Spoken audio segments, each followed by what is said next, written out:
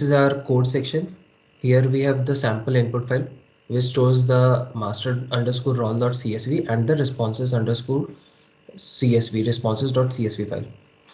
Also, we have the sample output file, which contains a folder named as marksheet, and we can see our output file here stored.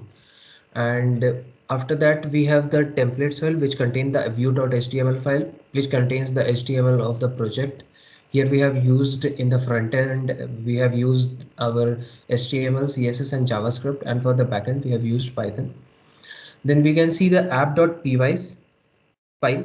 The app.py file is used for mainly for two things. It is a web-based UI which is using Flask language, and the second thing is that when we execute or run our app.py file, we can get our server from which we can generate our output files, and then we have our work underscore main.py file.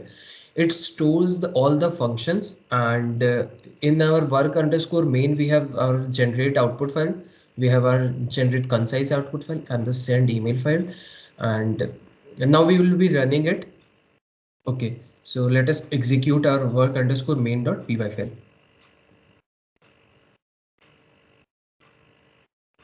We will be using this function python app.py.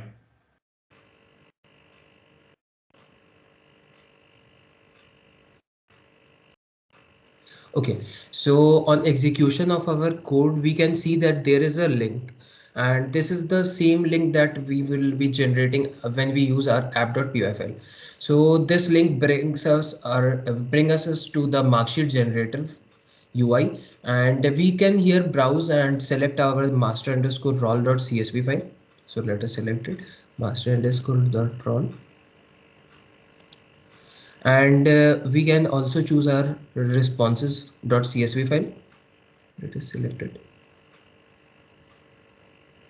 and okay, just a second.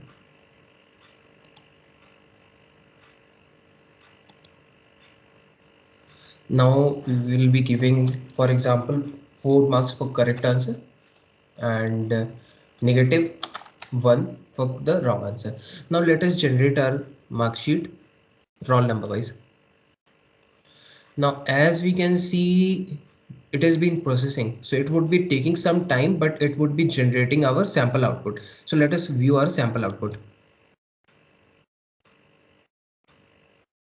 So in the sample output, we have a mark sheet section in which our output files would be stored. So as you can see that the timing of it is 2:31.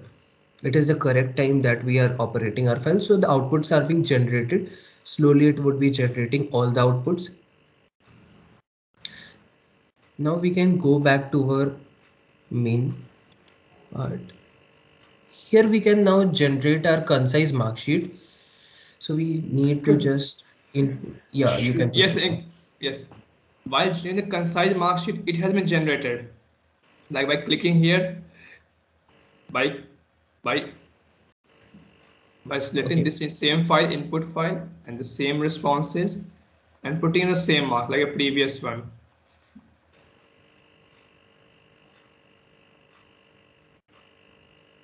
Now we can go again in the mark sheet file, and we can see that the output concise output file is there. Now we can just open the concise output and see what is present in it. Just a second, it is opening. Yes, so the concise mark sheet file is showing us the marks of the student when he has when we haven't considered the negative marking, when we have considered the negative marking, what he has given as the options and all the questions, and what is his name, his IITP email address, the phone number, and to the right side also it stores the number of the questions he did correctly, number of the questions he did wrong, and the number of questions he didn't attempted. And this is being generated for every student present in the master underscore role.csv file. And if we go again and see our marksheet file now, mark sheet has been generated for each and every student, concise according to their roll numbers. Yeah, now we can go again and proceed with the option send email. Now we can send our emails. Just we need to choose our master underscore roll.csv.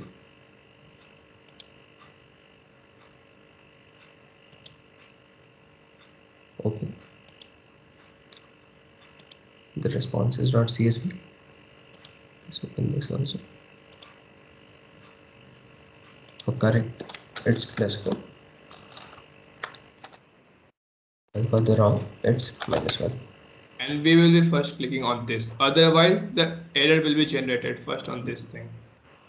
Now we have clicked. Now And just wait for 30 seconds. Like it would be generating a roll number wise mark sheet. The thing is that when we send our emails to each individual student, the same mark sheet that we have generated and that is outputted in the mark sheet folder would be sent it to the every students. So like we can now proceed. Let us see.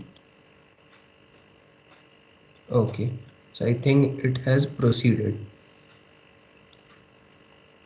Now we can see that the email is being sent to every student. Let us just go to our Zimbra and refresh it. Yes, we can see that the time is 35 and that's 33. Like, so we can see that as the email address of the sender is wrong, so it is being undelivered and a spam mail has been sent to our original IDP address, which we have selected by default as the sender's email address. So yes, this is our project one. Thank you.